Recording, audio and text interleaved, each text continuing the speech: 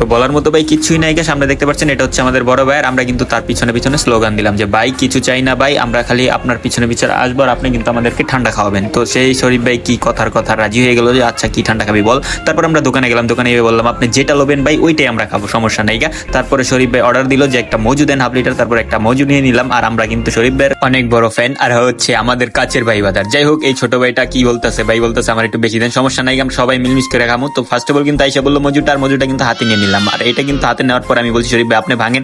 তো আর কি বলবো, যেখানে বাঘের ভয় সেখানে সন্দেহ হয়। আমি যাকে বিশ্বাস করি না তার হাতেই দিয়ে দিল শরীফ ভাই মজুটা। তো মজুটা আমি শরীফ ভাইয়ের হাতে দিতে না দিতে সে কিন্তু এইটাই নিয়ে নিল কাইরা।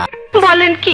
তারপর আর কি করার, তারপর শরীফ ভাই তাড়াতাড়ি বললাম ভাই ওই কিন্তু তাড়াতাড়ি গিলা লেবো, ওই কিন্তু আমাদের বাগেরটা তুই নিজেরটাই খেয়ে ফেলাইবো। তারপর অগর দেওয়ার পরে আমিও ডক ডক করে কিন্তু কিনটা দিলাম। তারপর শরীফ ভাই বললাম শরীফ ভাই আরেক ডুক মেরে লই, তারপর আপনাদেরকে দিতেছি। তারপর কয় খা খা, সবাই মিলমিশ করে খা। তারপরে আমরা বললাম যে আচ্ছা ভাই শরীফ ভাই খাই লই। তারপরে শরীফ ভাইয়ের হাতে কিন্তু বোতলটা তুলে দিই এবং তারপরে শরীফ ভাই ওরাতে তুলে দেয়। ওরাতে দেওয়ার পরে কিন্তু আমরা বললাম কি শার্ট